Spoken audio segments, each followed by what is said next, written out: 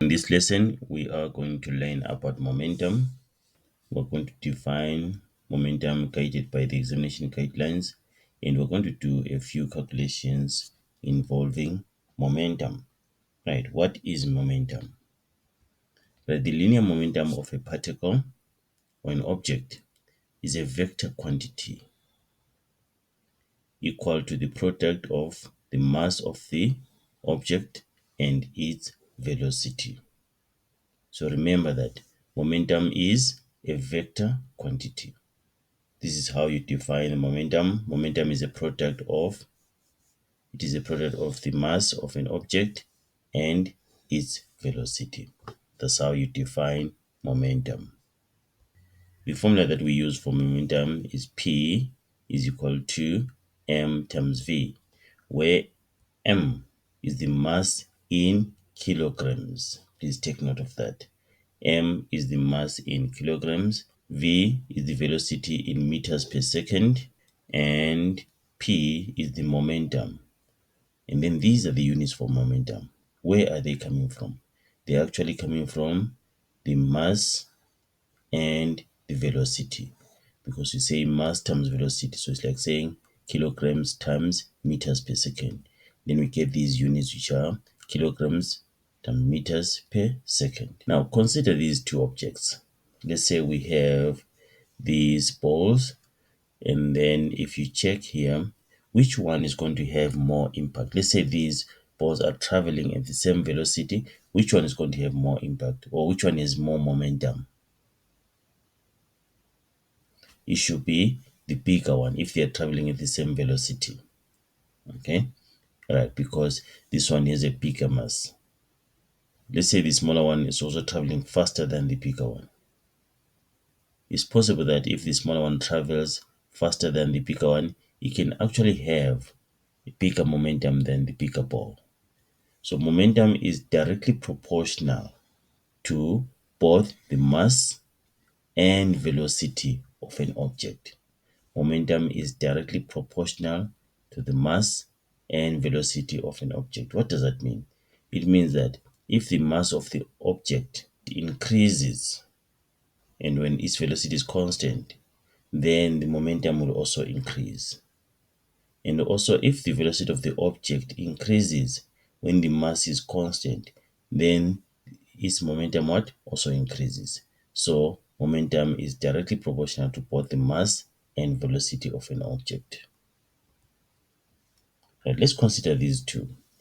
It is possible that different objects may have the same momentum. Let's say this one is 10 kgs.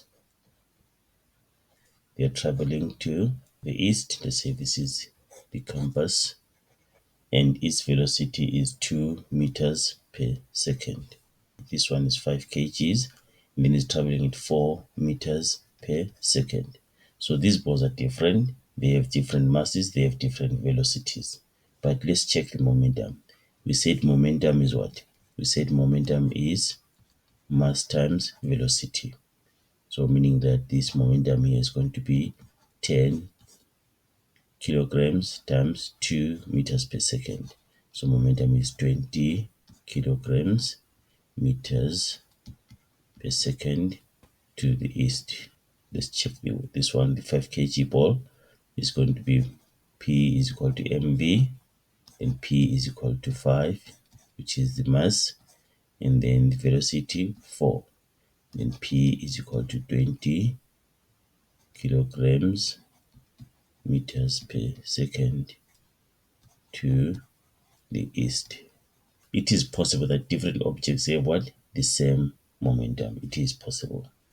Right, like I mentioned before, momentum is a vector quantity. Momentum is a vector quantity. Don't forget that. Since it is a product of a scalar quantity, which is mass, and velocity, which is a vector quantity. So because it is a product of mass and velocity, then momentum is a vector quantity because of the velocity there. And whenever we calculate the momentum of an object, we should include the direction of the momentum. So we must have the magnitude, units, and direction in our answer. Right, when doing calculations involving momentum, these steps are recommended. Always convert your mass to kilograms. Make sure that your mass is in kilograms and make sure that your velocity is in meters per second. Remember these conversions. How do you convert kilograms to grams or grams to kilograms? Let's say we have tons here, ton, and then kilograms, and then grams, right? From tons to kilograms, you multiply by 1000. From kilograms to grams, you multiply by 1000. Okay, from a smaller unit to a bigger unit here, we multiply. But from grams to kilograms, you divide by 1000. And then from kilograms to tons, we divide by 1000. But we're actually converting our units for mass to kilograms. So just check from tons to kilograms, multiply by 1000, and then from grams to kilograms, divide by 1000. And then what about speed? Kilometers per hour. You can get our speed in kilometers per hour. And then, but our speed must be in meters per second. So what must you do? Remember that. Just remember this. Kilometers per hour to meters per second, divide by 3,6.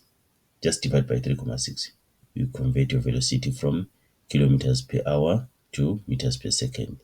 And then meters per second to kilometers per hour, you multiply by 3,6. So these are the conversions I want you to remember when doing calculations involving momentum.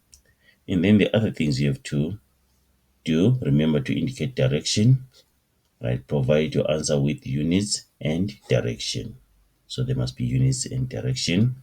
And then if you obtain a negative answer for a vector quantity, it only means that the direction is opposite to what you chose as positive. It is opposite to your reference direction. Now let's do a few examples. I have 3 of them, then we'll be done. A springbok with a mass of 50 kgs runs at a velocity of 60 meters per second. Calculate the momentum of the springbok. So let's choose our direction. Let's say what is the positive direction in this case. Let's say direction of motion. Momentum is P is equal to mass times velocity. The good thing is that our mass is already in kgs and our speed is in meters per second. So we just substitute P is equal to 50 then times 60. So P is equal to 3000 kilograms meters per second in the direction of motion. And then a car is traveling at 120 kilometers per hour. And then if the mass of the car is 500 kilograms, calculate the momentum of the car. Right, the problem is here. This is not in meters per second, but the mass is fine, is in kilograms. So let's choose the direction, positive direction, that is direction of motion. But before we substitute into the formula, let's convert 120 kilometers per hour to meters per second. So say 120 kilometers per hour is equal to 120 divided by 3,6, which is equal to 100 over 3 meters per second. Right, now we can substitute into our formula. Momentum is equal to mass times velocity.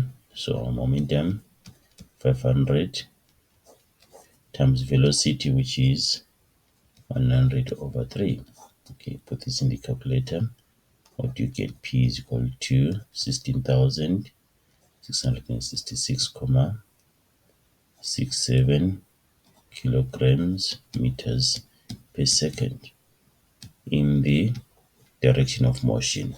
Alright, let's do the last example. On April 15, 1912, a luxury cruise liner Titanic sank after running into an iceberg.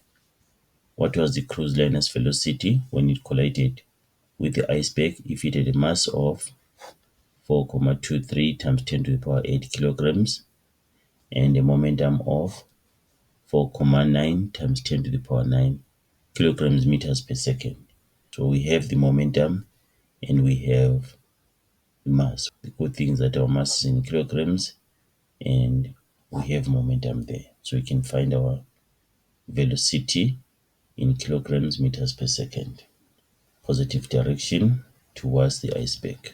P is equal to m mass times velocity.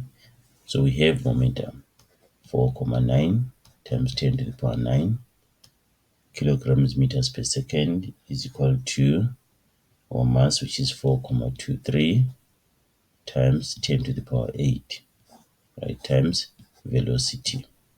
Right, now to get velocity we have to multiply by 4,23 times 10 to the power 8 both sides. So velocity is equal to 4,9 times 10 to the power 9 divided by 4,23 times 10 to the power 8. Then this will give us 11,58 meters per second. That's our velocity towards the iceberg. That's our velocity there.